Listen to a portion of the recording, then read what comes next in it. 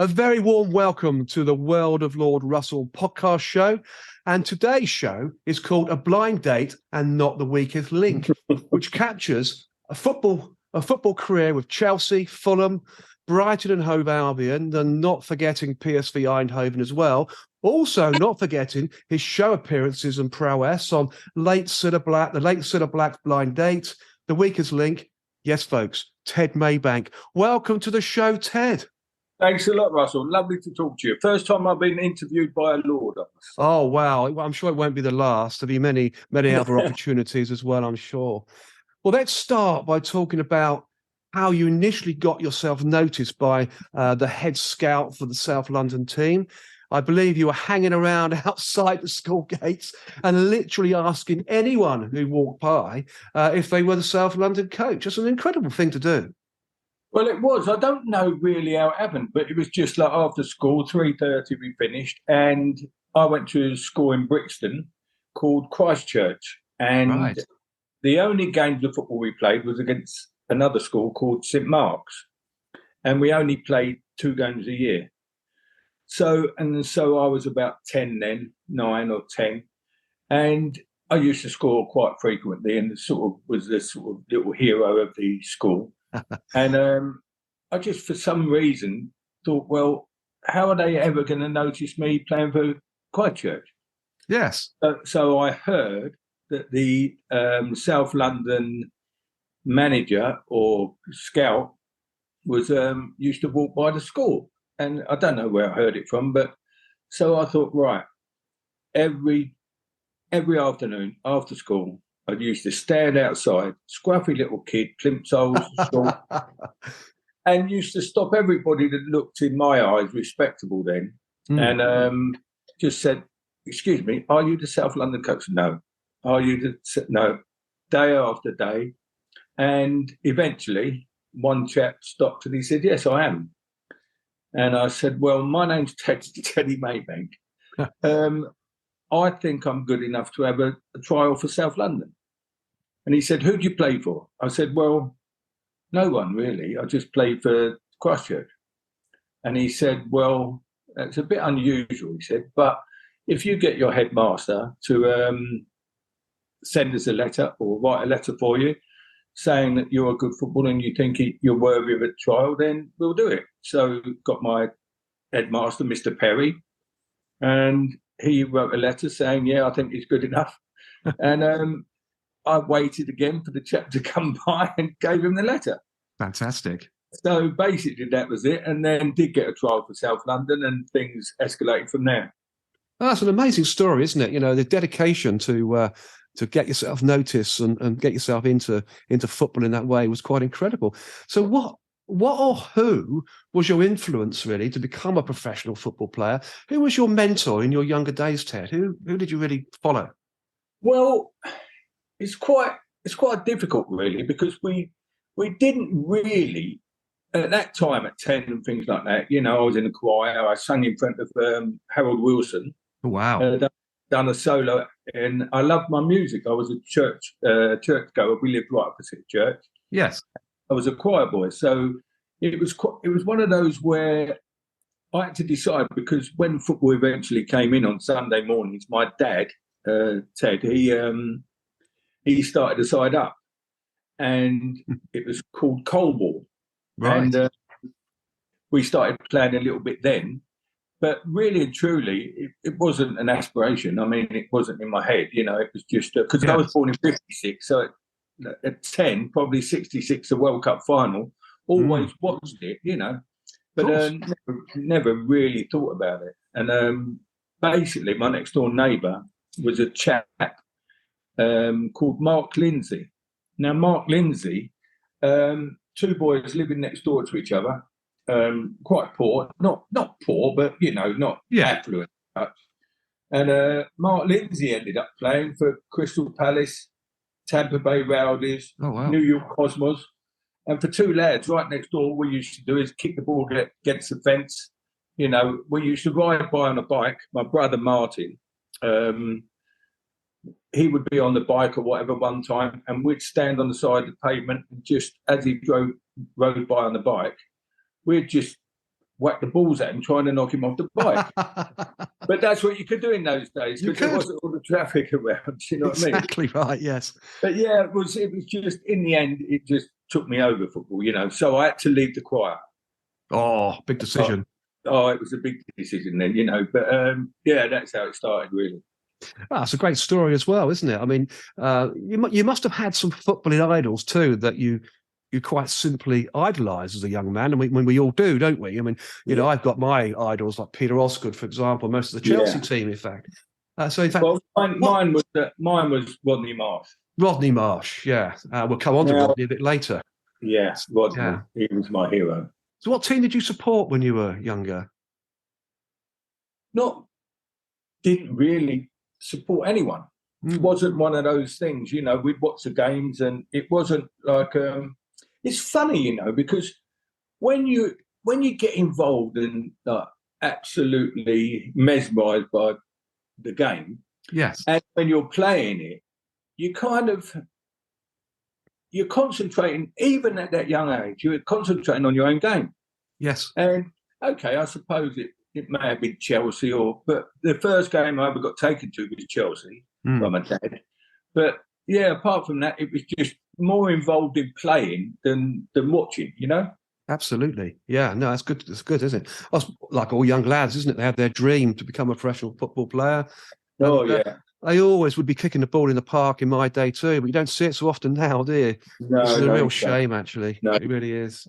I mean, you joined Chelsea schoolboys, I think, at the age of 10. No, I didn't actually join. You see, there was in the old days. Yes, it was like you could sign schoolboy forms, but as I was getting older, and getting further and further with South London and bits and pieces, I was asked to sign schoolboy forms, but my dad said don't. And the reason he said don't was because if you sign schoolboy forms, you were basically tied to that club from then on, Exactly. But whereas if you didn't sign school, it's nice.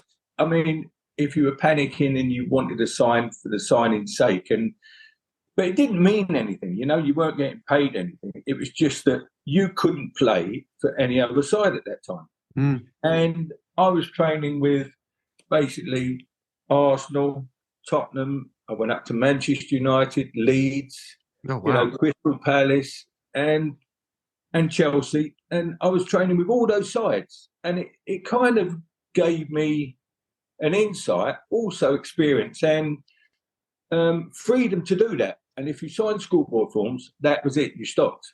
Yes. And basically, you couldn't even play Sunday football, I don't think. Yeah, but I think that was the rule in those days, wasn't it? Yeah. Everybody did. Just broke the rules, I ended up playing Sunday football one time over at Hackney Marshes, and I was playing when I shouldn't have done, and I ended up turning up and playing against Tony Grealish. Wow. And me and Tony have known each other all our lives. Unfortunately, he's passed now, but sad. But we turned up, and that shows you. It's just, even if we're playing on Saturdays for the apprentices when we got there, even to turn out for a side on Sunday and play, it must shows how much you love the game. Yeah, it absolutely does. Yeah, I quite agree with you. But you did play for the Chelsea youth team, didn't you? And it was the coach at the time was the great, and now the late, of course, Ken Shillito. Who was, of course, a great Chelsea player back in the day. How good was Ken as a coach? He was a lovely football player, wasn't he? Well, Ken was. Well, what happened originally, like when it was time to choose a side to play for. Yes, I got invited to the Royal Gardens Hotel by Don Revy with my family to go and sit and have dinner before they played the Chelsea game the next day. Yes, and it was lovely. There was Johnny Giles and Alan Clark and all of them. It was fantastic, but. In the end, what happened, I was training with the Queen's Park Rangers, and I got a whack on my knee, or twisted my knee, and it ended up being a cartilage. And I went to Queen's Park Rangers, and Ron Warno, who was later my physio at Fulham, he didn't turn up. I went there to see him, and he didn't turn up. So in the end, Chelsea said they would operate on me. Ian Wow. Hutchinson having a steel plate put in his leg. Yes. And the surgeon there had a look at me, flicked my knee, and I jumped up in the air, and he said, "Yeah, it's cartilage." So they actually did the operation without me having even signed for them. Wow, that's incredible. And that's really what steered me to sign for Chelsea. Yeah, it was fantastic. I mean, as well, remember a bit about Ken Cilla. I mean, let's remember, he was a great right back, wasn't he, for Chelsea? And Ken would have been in the World Cup. Wow, exactly. Yeah, he had it. If it had not been for his injury, Ken would have been in a 1966 World Cup winning squad, if not the team. I mean, he told us that a few times. Don't worry. I bet he did too. Yeah, he would have done, wouldn't he? Bless him. And we're both friends with Ken's lovely wife as well, aren't we? And she obviously still loves him. You can see that by her comments and things. But lovely fella, Ken. I mean, Ted, you even read the eulogy for Ken Cilla on Ken's interment at Stamford Bridge, which must have been both an honour and feelings of great sadness at the same time. But what a wonderful thing to do. Well, it was wonderful, really, because I was with Bobby Townley, and obviously Bobby and Ken had grown up through the years together.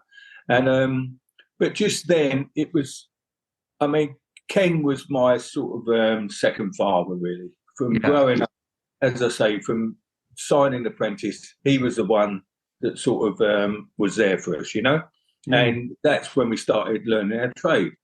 But Ken, everybody you speak to, and any of the players, when we had a side, our young side, I've written it down here. We had Ray Lewington, we had John Sparrow, we had Ray Wilkins, we had Brian Basson, we had Steve Wicks, Clive Walker, and going on and on and on.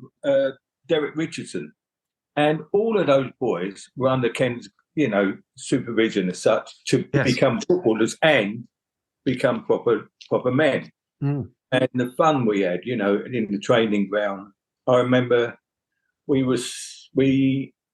had the tractor, and Ken had said, because we did all the tasks. Yeah. It's not like now. We were painting in the off season. We were painting the changing rooms. We were cutting the grass. We were drawing the lines on the pitch. Proper apprenticeship. Oh, yeah. But that was it. We used to sweep the terraces. We used to do everything, and obviously clean the players' boots and blah, blah, blah. But we were out one day, Ray Lou, myself, and we had to cut the grass on the tractor. And there was a bonfire on the side of the pitch, burning all the trees from around Mitcham. And I decided to drive the tractor through the bonfire for some reason. And the back tyres caught alight. Oh, my word. And we got stuck in the bonfire, and the back tyres caught alight. And the lads were in there pushing this tractor out, I can envision it now. I can see it. Oh, mate, it was mental. The things we got up to, it was just a life in its own. And we ended up, they knew we'd driven it through the fire because all the way back, the tyres were burning the grass. Yeah. So all the way we had to park it as near as we could. But yeah, Ken was, and there was also Ron Stewart as well. Ron Stewart. Remember Ron Stewart? Yes. Yeah, he was brilliant. But Ken was and he used to take the mickey out of us with his playing. He'd wait for us to chase him back into 5-a-sides, and then he'd just knock it off our legs into our own goal. He was just different class. He's a superb man. Sadly missed. Yeah, very sad, because it wasn't that long ago. He passed, was it really? 2017, 2018. But it was lovely to have him interned at Stamford Bridge as well, because there's not many people get that honour, know.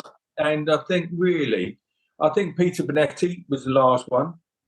But it's just so sad. You cut a hole in the ground and you place his ashes in there, and but that he's there forever. Yeah. And that's a great privilege for somebody to have. Oh, I think so too. It's an amazing privilege. Absolutely amazing privilege. Lovely fella, as you say, Ken Cilla. Bless him. May he forever rest in peace. Yeah. You made your Chelsea first team debut after rising through the Chelsea schoolboy ranks, of course, joining the first team from the under-18s. That, must have been some journey. And the players in the Chelsea first team then, Ken, in those days were big names indeed. Ray Wilkins, you've mentioned him already, Ted. Peter Bonetti, John Hollins, Ron Harris, John Dempsey, Mickey Troy, Steve Wicks, Ian Britton, just to name a few. And of course, Eddie McCready, former player, as manager. How did you feel at the time being amongst such big names in British football and being in that side? It must have been. Well, Steve and that was a bit younger. He didn't get in the side till a little bit later, Steve Wicks. Yes. And he deserved to get in. But once Ray was with us, but he was such a talent that straight away he was put into the first team and never came out, But it was just fantastic. Like being in it was Mr. Osgood and it was Mr. Hudson and it was Mr. We weren't calling him Mickey and we weren't calling him Alan and Pete and all that. Yes. As young players cleaning the dress rooms out and putting their kit away, doing whatever they wanted, cleaning their boots. And it was Mr. Hudson. But you were in awe there. I think it might have gone a little bit differently now. I think because kids sort of, they seem to think they've made it. They might be on thousands of pounds. Like, young kids are on £4,000 or £5,000 a week now. Of course they are. But I think to come from cleaning the boots, cleaning the terraces, painting the dressing rooms, tidying up everything that you had to do, I think it gave you some kind of grounding. Definitely. You hadn't made it until you actually got into the first team and whatever. You respected everybody. And I think that was a great thing to have growing up. You weren't Jack the Lad. You'd soon be slapped down. If you were giving it Jack the Lad, you would be completely put in your place. And quite rightly so too. And that's a great upbringing, isn't it, in football, and also making you into a good man at the same time. So it's not just about being a football player; it's about growing up to be a gentleman, really, isn't it? At the end of the day. No, that's right. That's right. Yeah, and you made your debut for Chelsea as I'll say this, tall, blonde striker in a relegation battle with Spurs at White Hart Lane in April 1975. A troublesome period for Chelsea as a club, wasn't it? But some managed to make your debut, White Hart Lane, Tottenham Hotspur away. Well, it was. It was completely out of the blue. Now you might be able to tell me this. I can't remember if Eddie McCready was the manager then or Dave Sexton. Now, I tried to think about this, knowing I was coming.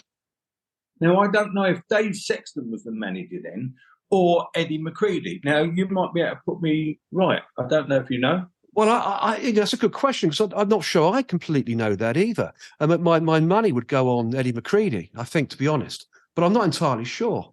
Sure. But whoever it was just. I mean, the thing is as well, Russell. It's people forget that there were no squads then. That's right. There were no squads. There was one sub. Yep. And that was it. So therefore, if you weren't in the 12, like when we played for the reserves, if you weren't in the 12, you were in the reserves.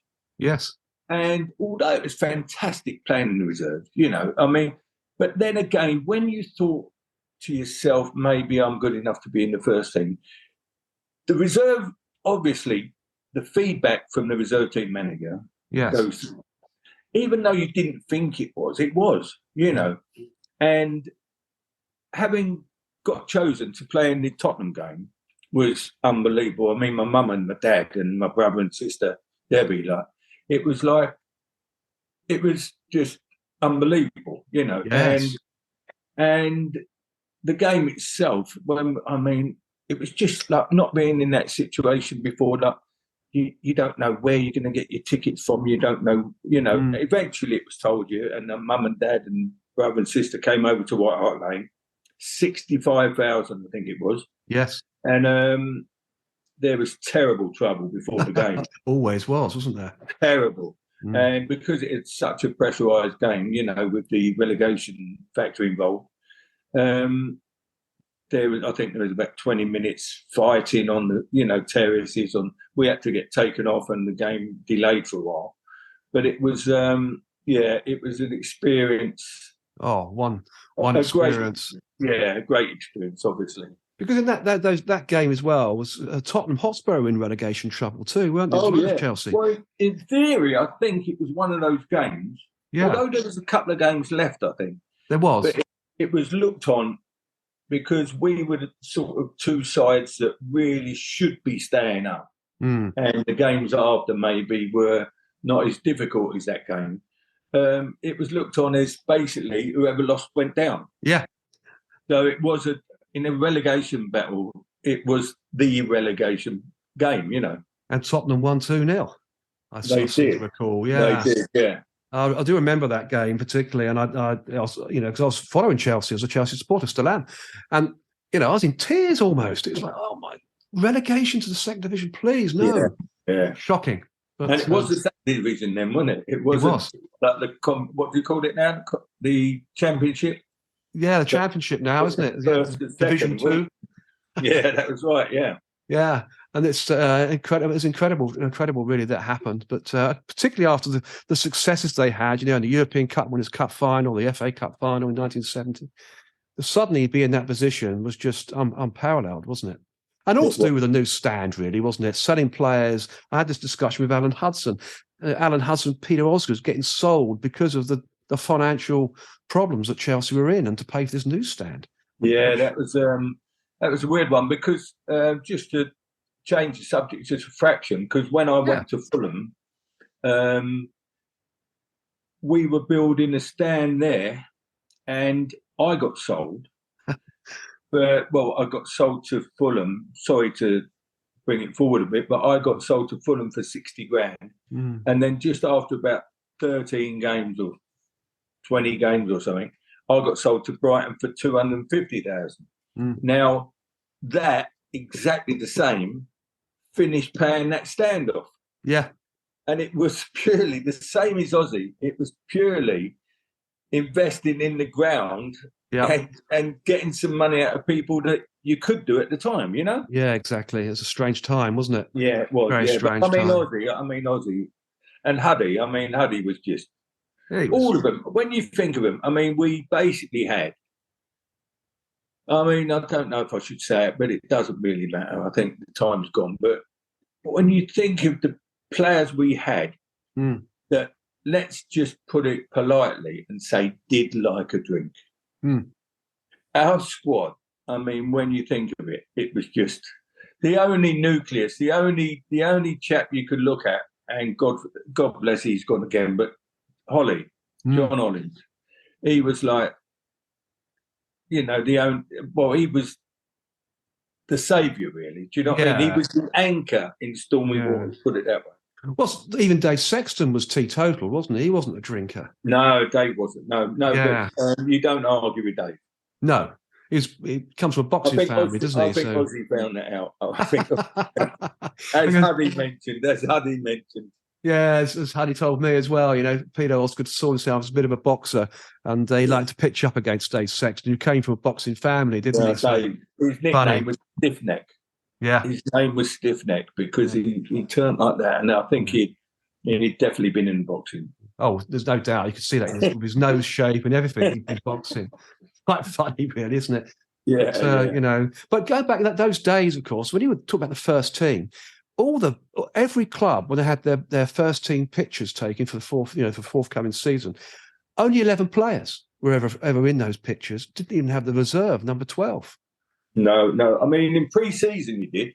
Yeah. Pre-season you'd have all the squad in there, Yeah. And Huddy used to always be at the back of the pictures, I think, because Huddy seemed to put on a bit more weight than most people, Oh, right, he hid away. He did.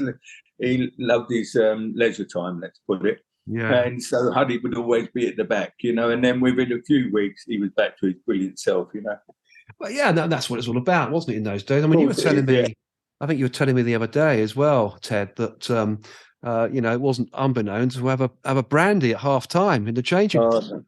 And a cigarette.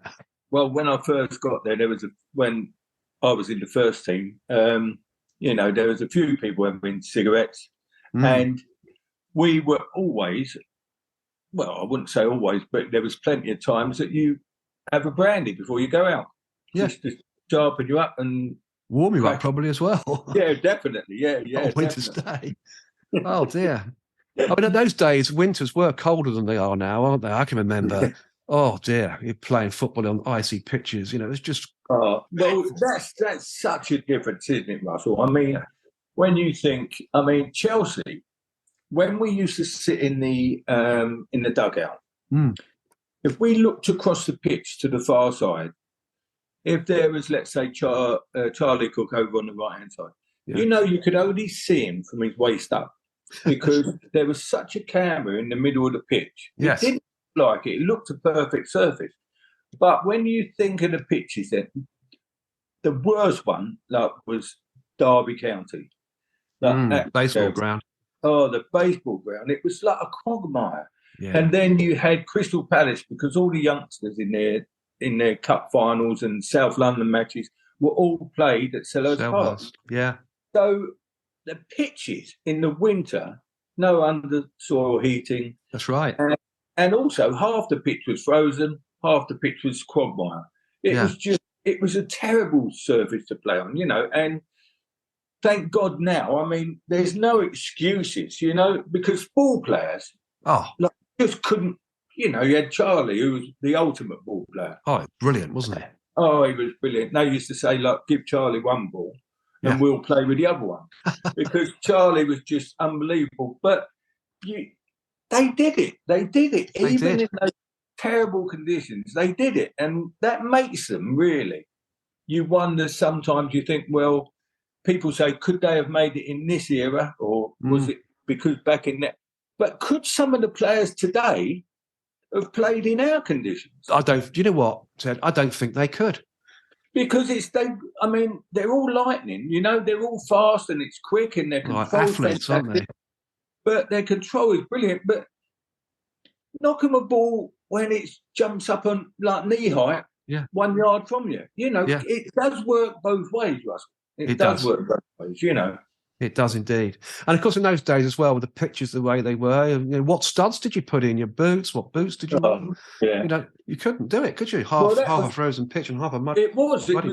literally, if you had a stand, like when Chelsea's stand got built, and also like at Fulham, if it was a winter's day, half the pitch, as I say, was soft, half the pitch was, and literally icy.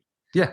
So, basically, you just had to take a chance and take it. And the thing was, nowadays, you don't you don't change your studs, do you? No. And you don't change this. They're all moulded. They've all got their blades in and whatever. But we had to actually go out onto the pitch, check the pitch, go back in, change your studs. That's it. And then maybe halfway through the game, change them again. And the thing was, we didn't have loads of spare pairs of boots. We give 2 pairs of boots every year. Yeah. Now, but if we had to change our boots, we'd have to come in and take the studs out and put them in, before we go back again. So. Yeah, crazy. Get back, at Chelsea. You did make 32 first-team appearances for Chelsea, and you scored 6 goals. So not bad statistics, are they, really, Ted, really? Well, think about it? No, to be honest, I can't agree with that. They were terrible statistics. I thought you were going to say that. I was just trying to be nice. But what it was, it's kind of when you're in and out the side. Yeah, it's so difficult. But there was a chap called Steve Finiston. Oh yes, I was going to mention him in a moment. Now, Steve Finiston was one of my, everyone we all used to come nemesis. Oh, yeah, he was. But in a nice way. Do you know what I mean? He was. And you also had Tommy Langley as well, remember? So the pair of them would be, nibbling at your feet.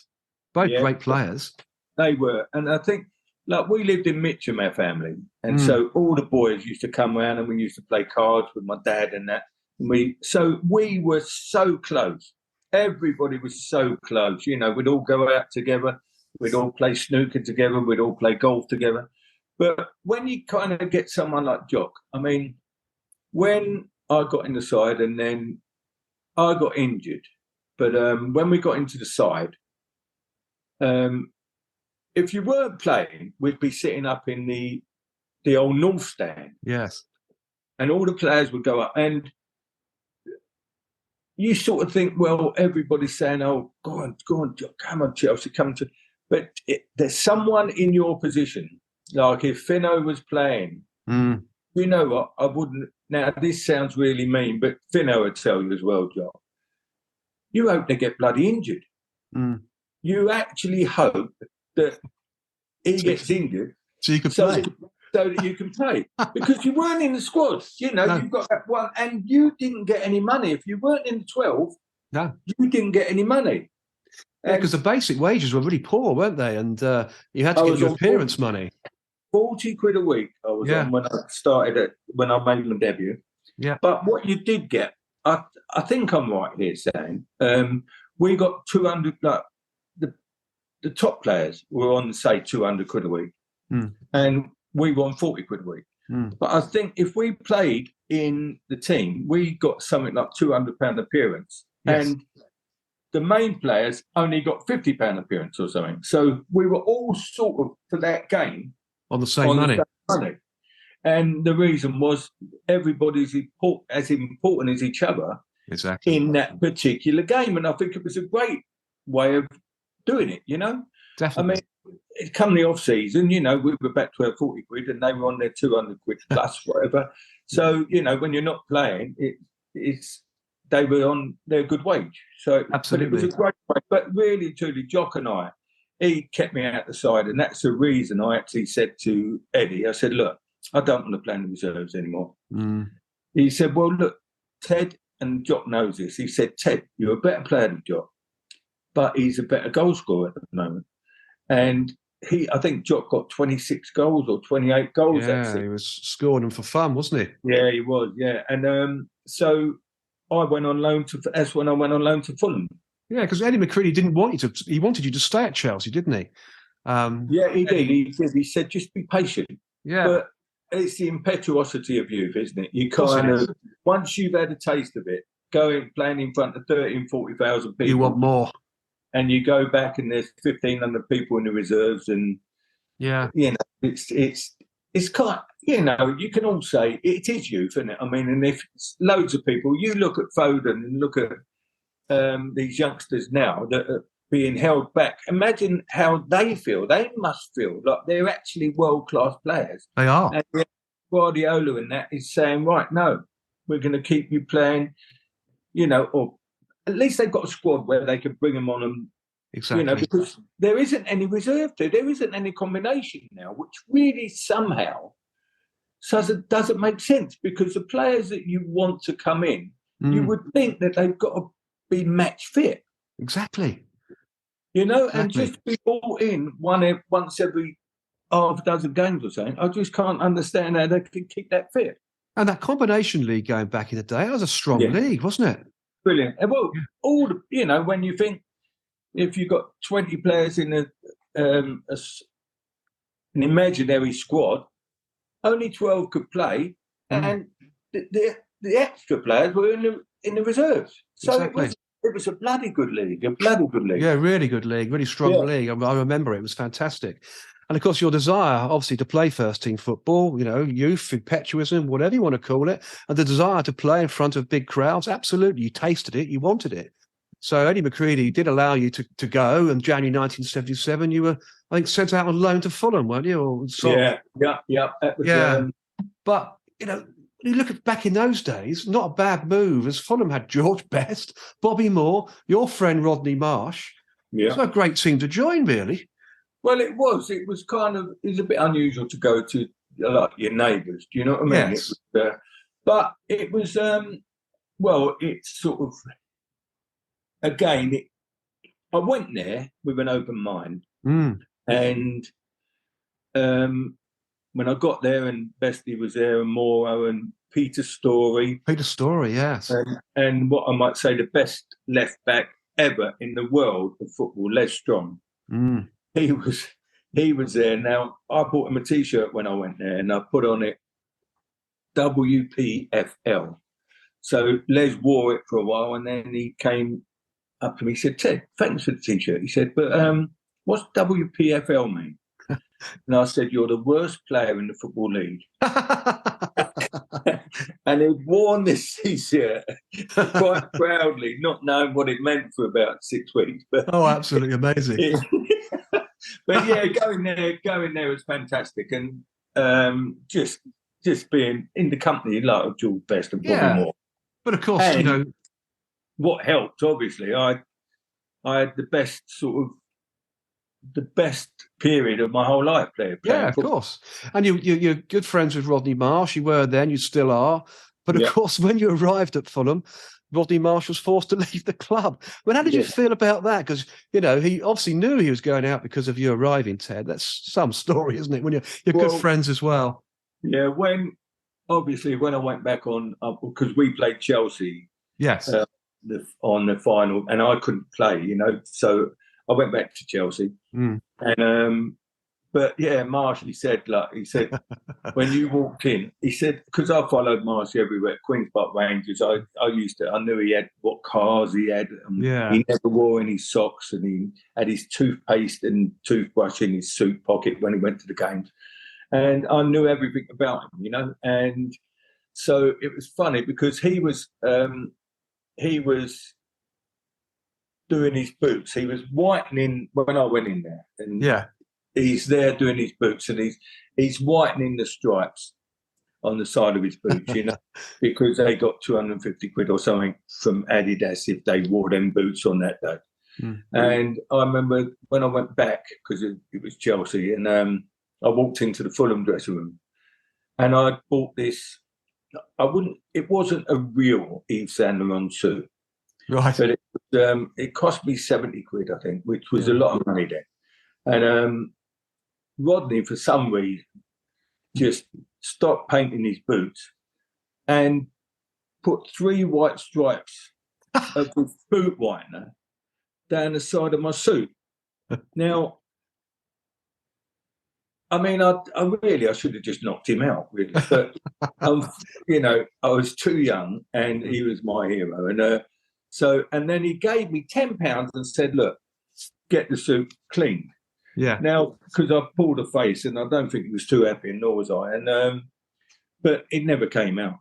No, the stuff wouldn't come out, and I'm walking around the rest of the day with 3 white stripes with an Adidas Yves Saint Laurent suit on, I think. Oh, fantastic. What a great story. What a fantastic story that is. It's brilliant, isn't it? It sort of almost reminds me of the days of the crazy gang at Wimbledon. They used to do similar things there, didn't they, with players, My nephew, Peter Fear, was at Wimbledon at that time, and a really good friend of mine, Wally Downs. Oh, Wally Downs, yeah. Now, Wally Downs, I mean, if I've got a story to tell, Wally will have one that will top it. I promise you that, honestly, they've had people tied to the top of their cars, driving down the A3 with them tied on the top of the car for their inauguration sort of ceremony. Into the crazy gang. Yeah. Oh, that was why they were called that, yeah. Yeah, that was amazing, wasn't it? Well, it's just great fun, isn't it, really? Amongst the team members at a football club, why not? Have good fun. Yeah, yeah. Because the manager at Fulham was Bobby Campbell. And of course, Bobby Campbell went on to manage Chelsea too, didn't he, in 1988? Yes, he did, yeah. What was it like to play under Bobby in those days? What sort of manager was he? Well, Bobby was great, I mean, he was just... when a manager likes you as well, it makes a difference. You get some kind of affinity, and it gives you confidence, But I had a really good time there. I scored 17, 18 goals in 30 games, I think. And but he was brilliant. And he'd say, I remember him coming in and saying, we were 1-0 down, I think. I can't remember who against, and he went, "You, George Best, you think you're any dead? Bob, what are you doing?" He went all the way around, and you've just come here, you're not doing it. And he was just one of those players, people that manages that just, he'd let you have it. You know what I mean? Yeah. He was a sort of a hairdryer person. Do you know what I mean? He'd throw a couple of across, but he was absolutely brilliant. He was one of my favourites, obviously. And he bought me twice. He bought me twice. So yeah, he bought you twice, indeed. We'll come on to the second one. But of course, you're, that's just an incredible story, isn't it, with Bobby there, really? Well, he obviously liked you, which is great. You did well at Fulham, very well at Fulham. Is there any particular top moments you remember that you could say, well, that was my key moment at Fulham? What? Well, I mean, I just thoroughly enjoyed it. I was given freedom to do what I like doing. I like to run with the ball. Although at Chelsea, I ended up being more of a sort of a target man, yes, as they called it in the old days, And but when I got off Fulham and I got off to a cracking sort of start, I was given freedom to really just run with the ball and do whatever. And I think it really helped me. It cleared my mind. It wasn't all technical stuff. I could just run with the ball and whatever, And Bobby gave me that freedom. He gave me that freedom. And at his funeral, funny enough, Jimmy Tarbuck was doing the eulogy. Oh, right. And he said, I remember because I know Jimmy from the Royal Variety Club and that. And he said one of Bobby's favourite ever goals was a goal scored by myself, So I was with John, all the lads at Fulham, and they would just give me elbows and that because I got a mention at Bobby's funeral. But it was one goal against Oldham, I think. It was John Cutbush out to Bestie. Bestie dummy down the loop line to Mitchell. Mitchell crossing it within like a 10-second, breakaway. Great move. Yeah, and he just said that was one of Bobby's favourite goals. So it was just a nice time, that one. That's wonderful, isn't it? Yeah. And of course, then in January 1978, you joined Brighton and Hove Albion. I always call them Brighton and Hove Albion because that's who they are, isn't it, really? In Division 2 for a 2-year spell, pretty much, playing alongside the likes of Mark Lawrenson, more famously known for Liverpool, of course. Yeah. And of course, their manager at Brighton in 1978 was Alan Mullery, who at the time was, quite a charismatic character, as many managers were in those days, and of course an integral member of the England 1970s World Cup team in Mexico. Yeah. What was it like, Ted, playing football under Alan Mullery? He was a character, wasn't he? Well, the thing was, I didn't want to leave Fulham. No. But Bobby Campbell pulled me aside and said, look, Ted, we've had an offer of £250,000 for you. And as I was only bought for 60 grand and the sand needed finishing. Good business. He said, the thing is, I'm going to go to Chelsea. Now, he told me that. So I thought, well, if Bobby was staying, I would have stayed, but he kind of threw me a little curveball in there because he didn't leave for Chelsea. But I went to Brighton. And then obviously, because Brighton were an up-and-coming side, obviously. They were.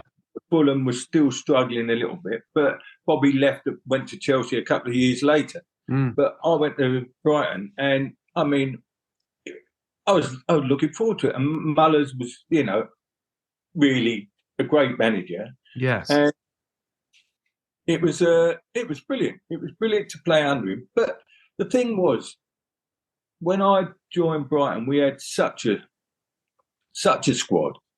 It was unbelievable, I mean, when Loro came in and then you had Fozzie, Brian Horton. Like Brian Horton was an unsung hero. He was our skipper, and he was and you had Peter Ward, obviously. But it was brilliant to go there. But when we got there, it was funny because Fulham, we trained at Roehampton, the Bank of England sports ground. We trained at Esher. We trained, and we had all these lovely training. I got to Brighton, and Brighton didn't have a training ground. when we got there, and because the old Goldstone ground as well, wasn't it? Yeah, and we used to train across at Hove Park, and then we used to go over to the Dog Stadium and train on the Dog Stadium, which is Corals, and there was dog poo everywhere, you know. And then eventually we ended up going down to Walsall. We did not, in all the time I was there, not have a proper training ground. And for an aspirational side such as Brighton, and Mike Bamber being the chairman, he was fantastic. He lived and died for Brighton. He always did. But not to have a training ground kind of threw me a little bit, having had the luxury of the Roehampton ground and, the place that we went. It was just a little bit strange. I don't think, although they were thinking of getting promotion, going up to the first division. Mm. They didn't have it organised, you know. It wasn't really as well run. Yes. And it really did surprise me when I went there. You know, that was the first impression. Yeah, incredible, isn't it? And then, of course, you live in Brighton, so it must have made an impression on you to live in Brighton. So that's good, isn't it? The friends I've made it. I mean, I've still got the same friends. I've played golf with. I've got to call them the Albino, which is Pete's voice. Yes. Mickey Baker and Brendan Quirk, Smirky Quirky, and we played. They've known us since those days. You know, they're in their 60s now, and we still. You know, go out all the time and play golf. That's great, isn't it? And of course, then in January 1980, you returned back to Fulham for the second time for an additional 6-month spell. When I went to Brighton, like I scored my first game, which was at Blackburn, home, and then I scored when we went away to Blackpool. Mm-hmm. And the third game, I got what happened. I think it was Bill Roffey or Dennis Rowe, one of the two, played for Orient. Yes. And the ball came back off the goalkeeper, and I put my leg in the way of this chap having a shot. Mm. It bobbled up, and he went through my knee. Oh. Now, I mean, I was poleaxed. Yes. And so I had to get carried off. And when they said, I went to see the doctors, and I'm not being horrible to Brighton or whatever it is here, but they really did bugger my football career up because they said, look, you've hurt your knee, and all they kept doing was giving me cortisone, and then they were aspirating, pulling all the fluid out. Then I'd train. I could only train them 1 day a week but they, of course, as a youngster, you want to play. Of course you do.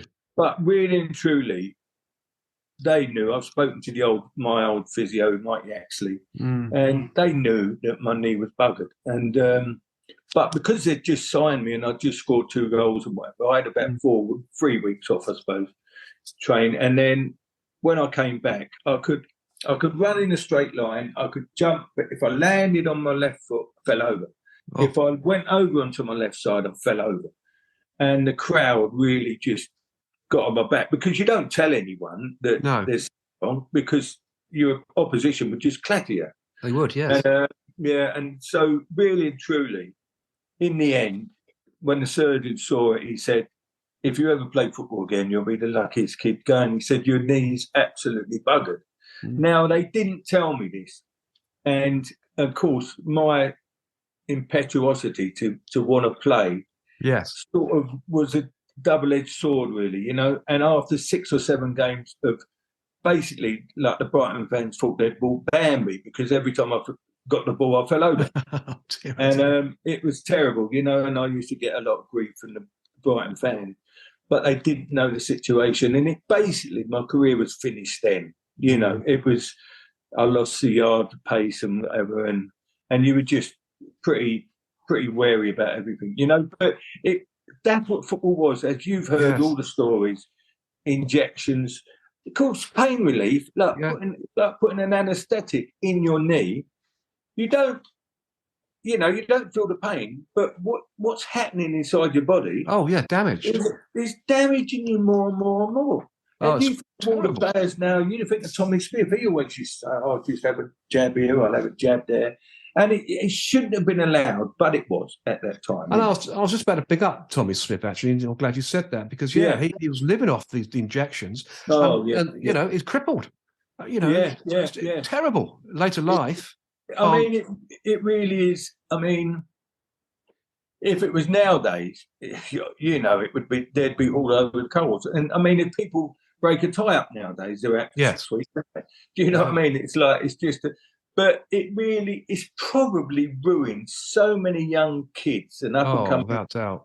You know, the future of them, it's absolutely ruined it for them. But, you know, to actually have an injection to play, and then the injury's not gone away. So when you get up in the morning, your knee is half the size of a football. Yes. Then to go in and have all that fluid drained out, Mm. Then to have another one to play again, what good's that going to do? No, it's madness. Madness. But you did go back to Fulham after all of that, even Yeah. with that injury, again Yeah. under the wings of Bobby Campbell. I mean, what was it like to go back to Fulham for the second spell? Had it changed much?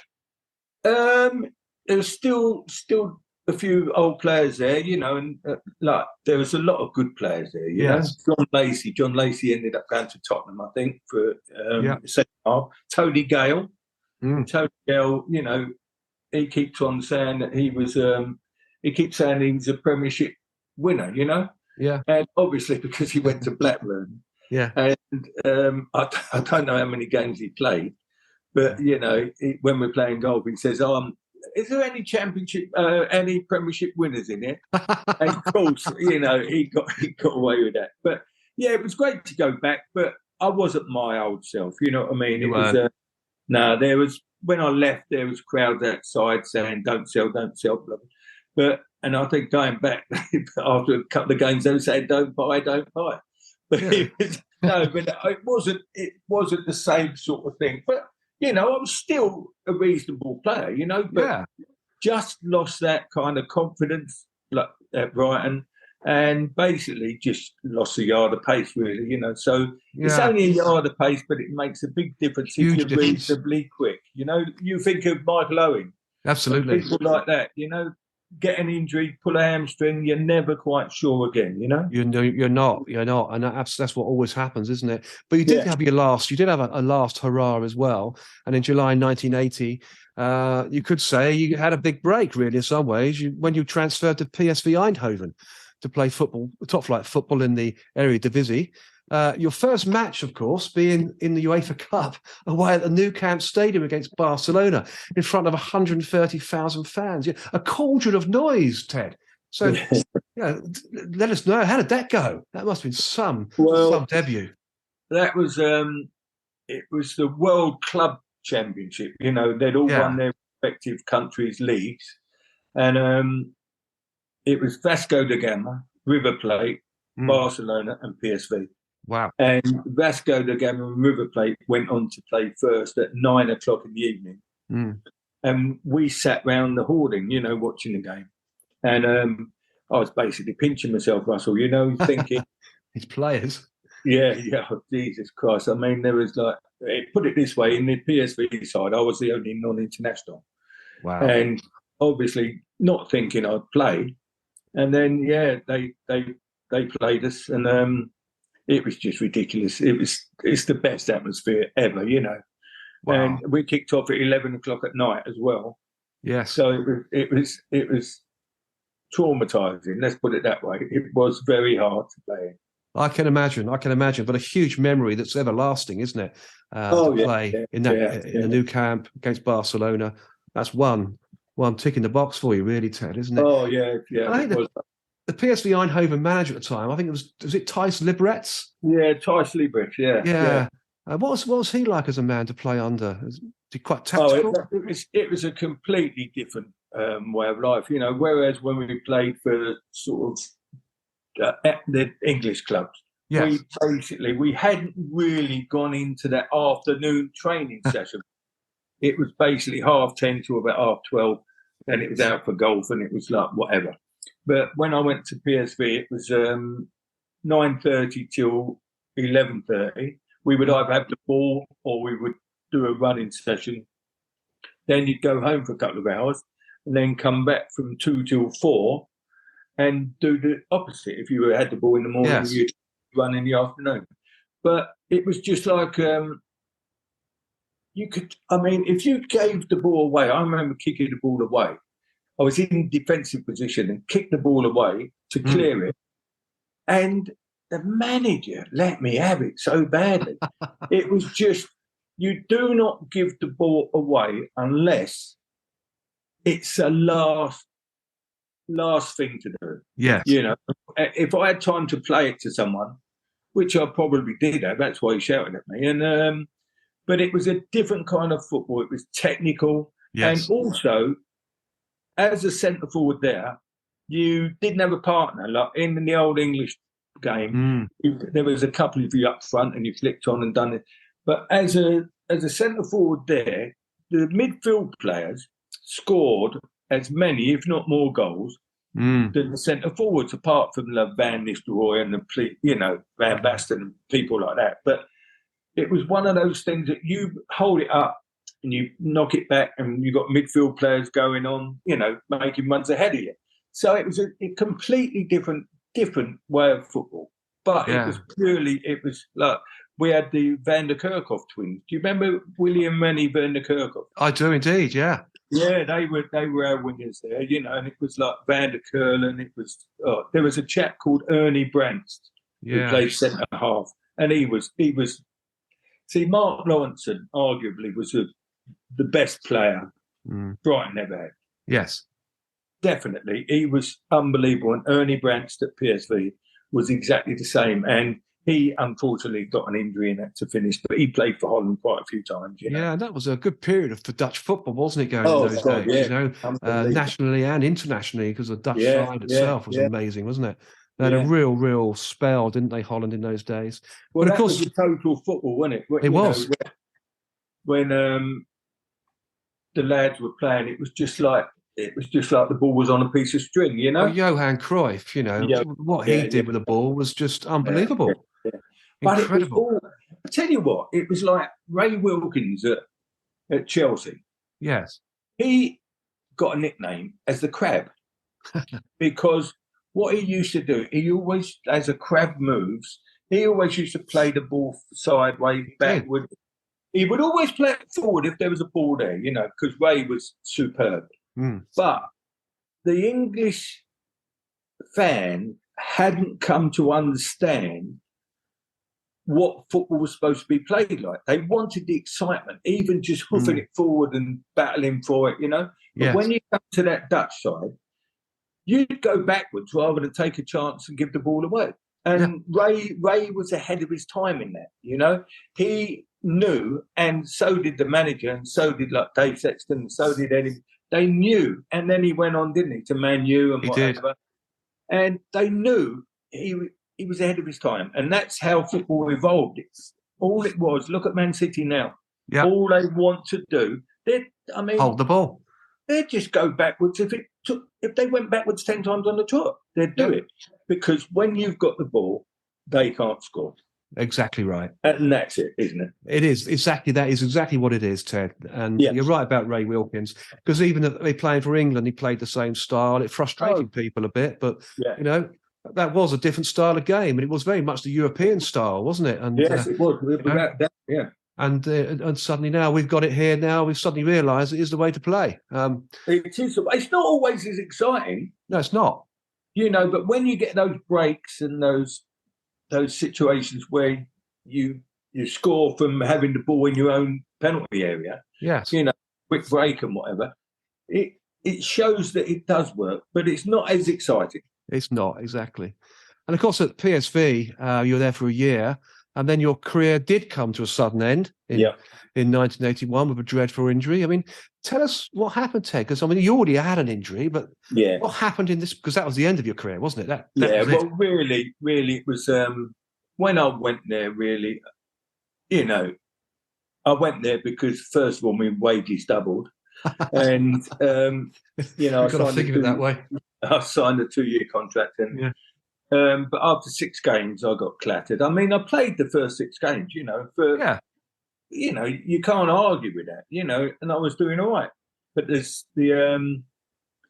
I got clattered, and then they opened me up and they saw what a state my knee actually was, because you didn't have those medicals that you have now. No. I think if you could bend your knee and squat, you were fit enough, Yeah, exactly. So I happened to get away with it when I signed there, and they had to sign me on that day, so it was the last moment signing. And I got clattered, and they opened me up, and then I was lying in the bed, and the managers came to me and said, there was Kees Plugsma, who was the general manager, and then Thijs Liebrechts, and they were standing by my bed, and I thought, oh, that's nice, they've come to see who I am.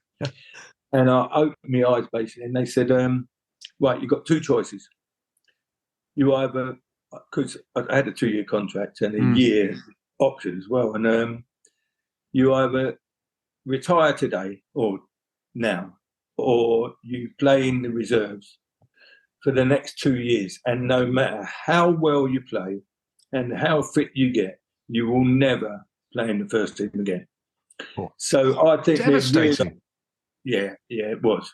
But I think they'd realised that they'd bought a crock and they felt aggrieved. You know, so it was basically telling me, you've stitched us up, really, or Fulham have stitched us up. Yeah. And so therefore, that's it. No matter how, we've taken exception to buying you in this condition. So that's it, really. You know, so that was it. Yeah, they had themselves to blame as well. Their medical team could have been a bit more stricter, you know. But that's what it was like in those days, wasn't it? It yeah, really was. That's right. Yeah, but it was just done and dusted down there. So I think we probably have to put football to one side for now, because there's no other parts of your life which is just as interesting, of course, and talk about your other love in life, and that's your game show prowess, right? And one show that certainly springs to mind, and I do remember watching this myself, and that is your appearance on the late Cilla Black's Blind Date on ITV. I mean, this is extraordinary. I mean, so how did this come about, Ted? And what was it like being in the company of one of the UK's treasures and host of Blind Date, Cilla Black? Well, incredible. It was bad, but to be honest, I went on the pilot. Right. And the pilot was not Cilla Black. It wasn't going to be Cilla Black. It was going to be a chap called Duncan Norville. Right. And Duncan Norville was a sort of, let's just say, flamboyant, blonde-headed chap. Okay. He used to run around saying, "Chase me, chase me." He was. I do remember him, actually. Yeah, and we did the pilot, and to be honest, Duncan was more nervous, I think, than the contestants. You know, so it didn't really take off. Then got asked back to the pilot with Cilla. Cilla, yeah. And that was that. Well, what it was, we got 500 quid to go up there. Yeah. So, and it wasn't as a celebrity. It was just as a layman, just a normal person going up there, putting your name down there to audition at our squash club. And a couple of us went up, and that was the situation. And I got picked. So Fantastic. It was weird, you know. It was a weird one because right. I was actually with a girl at the time, and you were supposed to be single. I didn't really realise this, but you're supposed to, and I said to my girlfriend, "You got 500 quid," and 500 quid back then was a lot of money, you know. Yeah, it was. And I went up as a sort of a standby on Cilla, and then it ended up. They said, "Would you come on the show?" So I rang my girlfriend and said, "Look, shall I, go?" And she said, "Yeah, go on." And then I got picked, and so it ended up. The show went on, and they found out that I had a girlfriend, and then paper like the Daily Mail round. Can you put your head out the window with your girlfriend? And but I knew it was all going to come on top. But then what happened? It was the week before it was actually put on television. There was a picture in the front page of the Daily Mail with headlines: "TV Romeo fools Cilla," and a picture of me and Cilla Black, me sitting in the chair.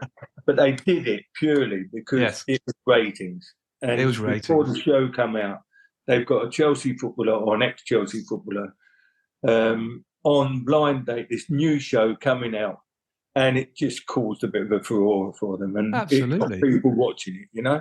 So, but I've never been invited back, to be honest, to the reunions, you know. So, well, that's a shame. That is a real shame, isn't it? Really, I think you would have enjoyed them.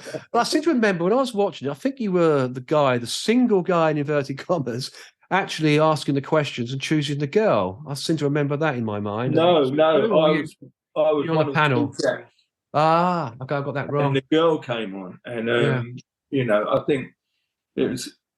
Yeah, I mean, it was all it was a bit of a laugh, you know what I mean? Yes, of course it was. And of course, you're not nervous because you've been in front of cameras, and you know, and it gives you a little bit of an advantage and things like that. But it was quite a laugh. That's all it was, you know. And the girl, all we did, because it was still photographed camera shots rather than videos. And all we did was fly to Ireland in the morning, kiss the Blarney Stone, come home. Yeah. And that was it, So it was, there's no going away for a week, so like flirting and whatever it was. And you've always got people with you taking photographs. So chaperones. Yeah, of course it was. So it was just a bit of fun. That's all it was. Well, it sounds like a huge bit of fun. Something I would probably enjoy myself. It was incredible. Yeah, it's incredible. And then, of course, you also made an appearance on BBC's The Weakest Link with Anne Robinson. Fascinating. Yeah. So, how did this opportunity come arise, Ted? Again, it's just like I was on. There was a chap. I can't remember his name. He Steve someone. I was on the Pyramid game. Pyramid game. And I was on that 3 weeks. I won that 3 weeks on the trot. So I was on with Wendy Richards, Rob Bucknell from the Pink Medicine Show. Yes. And someone else. And we won that 3 weeks on the trot with different people. Amazing. And then my family, my sister's been on Wheel of Fortune, my brother-in-law, they won 30,000 quid on the quiz show, Yeah. But we just enjoy it because we do like quizzes. Yeah. And we sit and watch a chase, like my wife and I, or my partner and I, Lucy, and we sit here and basically every night we kind of we sit here and have a quiz against each other and watching Bradley. Like Bradley just drives me mad. I mean, he's hilarious, isn't he? Oh, it's funny. I've tried to get on the chase, but they haven't actually answered. Don't give up. Keep going. No, I'm not. And I mean, the actual weakest link. Yeah. Anne Robinson, gosh, she took the mickey a bit. Yeah, she always comes across like a bit quite matronly, doesn't she? Like a strict school teacher from the 1950s. She was fun. During the takes, I mean, she said to me, so you're a footballer, are you? I said, yeah, ex-footballer, I said. She said, I thought ex-footballers were supposed to be good looking. So I said to her, look, Anne, I used to be good looking and you wouldn't take your slippers from underneath my bed. Yeah. So she burst out laughing and it had to be cut, but there were so many different times when we had to cut because you're all in a room together when it's just, I think there's about 10 of you on it and it's just, you've got to have a laugh. Of course you have. Because if you make enemies in that in the weakest link, because they have to vote someone else. Now, you can either vote the strongest link out to get rid of him so you got a better chance, or vote someone that you're not too keen on out, and it just works its way out. So if you make friends and have a bit of a laugh, it's invariably you don't get voted out too quick. Exactly. I did hear from somebody as well, you actually won the weakest link. Is that true? Yeah. Thanks a lot, Russell, for bringing that one up. I'd like everybody to know that's that's fine. Yeah, I think I won £3,100, I think. Yeah. And I didn't do the walk of shame. Oh, even better. The walk of shame would have been a walk of shame too. So, yeah. With the Anne Robinson words, Oh, yeah. Oh, she would have let me have it on the way, wouldn't she? Oh, she would have done, yeah. If you were. She'd probably swept me off. She'd have probably swept off. She would have done. She'd have had some fun, wouldn't she, there? But she's lovely. She was lovely. Really good. Brilliant. So what's the future hold for you now, Ted? What are you looking to do now moving forwards? Well, I've had a wooden flooring business for a long time, Brilliant. Just renovating. I had a squash court business. But time's caught up on me now. My knees have gone. I've got a few heart problems and whatever. So really, I think now's the time to sort of wind down and that, Yeah, golf and funny enough, Lucy, my partner, she's got 3 boys, and I must say that there's Callum, Tig, and Jacob. Now Jacob has been just going down the driving range and trying to practice his golf. And we went out, he's only ever played 3 times on the full-size course. And he beat me. The other day, he beat me. And I'm not a great golfer. I used to be pretty good, but I'm not. But honestly, this young kid, remember the name, Jacob Hilliard. Right. He is unbelievable. One for the future. I in think golfing so, terms. yeah. But I'm not going to play him too often because I think I've already seen the writing on the wall. You know what I mean, Russell? I do. I know exactly. Yeah. You know when you're defeated, so it's not good to lose, is it? We've all got that now I'm just competitive looking edge. forward to. I'm looking forward to Charlie having the baby and Oh, her getting. exactly. Yeah. She got engaged to Michael, and it's going to be an interesting year, Russell. Oh, certainly is. Well, give my best regards to Charlie, and all the best for the forthcoming birth, which is I think in October, isn't it? You were saying to me earlier, October, and that's wonderful. Really, my daughter also is giving birth on the 4th of July next week. 4th of July, in or around the 4th of July. So it's going to be a good year for both of us in some ways too, isn't it? Yep, without a shadow of a doubt. And I'm looking to get out where you went to Thailand sooner or later. Oh, please do. Yeah, Hua Hin. That's where I went. Just 3.5 hours. Isn't that where the royalty lived at one stage? The king lives there. King and the Queen live in. Oh, does he? Yeah. There's a big presence of soldiers, obviously, but you don't. It's a nice town. You don't get any trouble. The beaches are incredible. I'd recommend it. Superb place to go. It really is. Well, I went to Koh Lak. Okay. Koh Lak was where the tsunami hit, probably the worst. Yes. And the princess's son actually died that day. He was out on not a windsurf, a jet ski, and when it came in, her son got killed, and all the boats that were guarding him got washed up into the forest. Yeah. And so I was there on the 10th anniversary. She came back to Koh Lak to remember him. And I was there that time when she came back. So it was a terrible time for them, wasn't it? It was shocking, yeah, absolutely shocking. I was down in Phuket actually all of March this year, and off to PSV Eindhoven and places like that. Yeah. And when you see signs up around the street saying, tsunami zone, that really hits you, doesn't it? You think, my God, it wouldn't have done, devastating. But when you've seen it, I had friends out there at the time, Yeah. And when you see it, it's just terrible. But they try to actually, they try to keep going, don't they? They do, and they do keep going. They're proud people. The Thai, very proud people. The land of smiles. They're happy, nice people generally all around. Yeah, and great place to go, great place to visit. Well, I'll try and get out there, Russell. I'll try and get out there and have a couple of weeks. Do that, Ted. Do that. And I'm conscious of time, and we could talk forever. Many things to talk about. No worries, my friend. But as I say, it's been great having you on the show. A great topical conversation too. It's been brilliant. We'll keep in touch, I'm sure. And when I'm in Brighton next, I'll definitely give you a call and we'll hook up for a drink, something to eat, and have a nice chat again. Talk about grandchildren. Go for a Thai. Go for a Thai dinner. Absolutely. We'll go for a Thai meal. It's been my pleasure. Thank you very much indeed. Absolutely, Ted. Well, let's keep in touch and let's speak very soon. Will do. God bless you, mate. Fantastic. Cheers, Ted. Well, that's it. The famous Ted Maybank, wonderful character, great friend, and great having him on the show. The next episode on the World of Lord Russell's podcast show is The Lions King, where my special guest will be Brian King, the former Millwall player and Norwich City coach, where we will talk about Brian's life in football as a player and a coach. So until then, it's au revoir from him and au revoir from me.